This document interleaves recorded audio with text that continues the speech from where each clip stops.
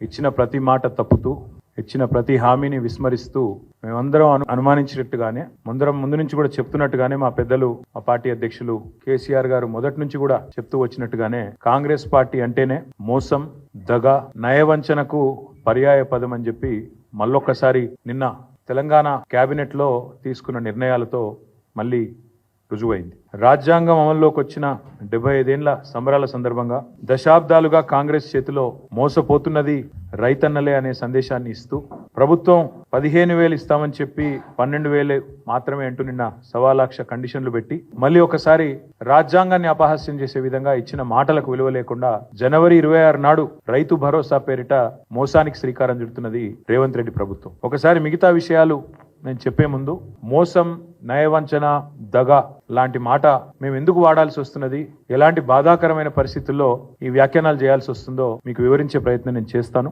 ముందుగా ఎన్నికలకు సరిగ్గా నెల రోజుల ముందు నుంచి 6 నెలల ముందు నుంచి రైతు డిక్లరేషన్ పేరిట వరంగల్లో వాళ్ళు మొదలుపెట్టిన రైతు డిక్లరేషన్ నుంచి తదనంతరం ఎన్నికల దాకా వాళ్ళు ఏం మాట్లాడారో దయచేసి ఒక్కసారి వారి మాటల్లోనే మీకు చూపెట్టే ప్రయత్నం చేస్తాను. ముందుగా ముఖ్యమంత్రి రేవంత్ రెడ్డి గారు ఆనాడు ప్రదేశ్ కాంగ్రెస్ కమిటీ అధ్యక్షుడిగా మాట్లాడిన మాటలు మీరు వింటారు. భరోసా పథకం కింద 15,000 కౌలు రైతులు కూడా ఇస్తాను. అది గుర్తింపు ఎట్లా అంటే ఇద్దరికి ఇస్తారా, యజమానికి ప్లస్ కౌలు రైతుకా, కౌలు రైతుకేనా? ఇప్పుడు స్పష్టంగా అందులో భూ యజమానికి మీకు అంటే మీరు ఎందుకు ఇంత క్లియర్ గా ఉన్నా కూడా మీకు అనుమానం వచ్చిందో స్పష్టంగా మళ్ళొక్కసారి చదివి వినిపిస్తాం మీకు. ఇందిరమ్మ రైతు భరోసా పథకం భూమి ఉన్న రైతులతో పాటు కౌలు రైతులకు కూడా ఏడాదికి ఎకరాకు 15,000, భూమి లేని ఉపాధి హామీ కూలీలకు ప్రతి ఏడాది 12,000. స్పష్టంగా ఏ మాత్రం శశపిశలు లేకుండా, అనుమానం లేకుండా, పదాలు అటు ఇటు కాకుండా పేర్చి కూర్చి ప్రజలకు స్పష్టంగా చెప్పినము. భూ యజమానికి వచ్చే 15,000 భూ యజమానికి వస్తాయి. భూ యజమానులు 58 లక్షల మంది ఉన్నారు, చిన్న సన్నకారు రైతులు కలిసి. కౌలు రైతు చట్టం తెచ్చినప్పుడు నమోదు చేయించుకునేది 15 లక్షల మంది. ఒకవేళ ఇప్పుడు ఎవరైనా కొత్తగా వచ్చినా కూడా మళ్ళీ నమోదు చేసుకోవడానికి అవకాశం ఇచ్చి చట్టబద్ధత కాంగ్రెస్ పార్టీ చేసింది.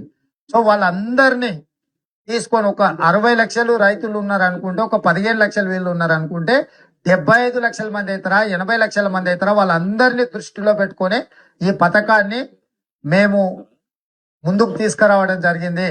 ఎలాంటి అనుమానం లేదు. భూ యజమానికి 15,000 వస్తుంది ఎకరాకు, కౌలు రైతుకు కూడా 15,000 వస్తుంది. కాబట్టి వాళ్లకు వీళ్లకు ఎలాంటి ఏమంటారు కాన్ఫ్లిక్ట్ ఆఫ్ ఇంట్రెస్ట్ ఏం లేదు.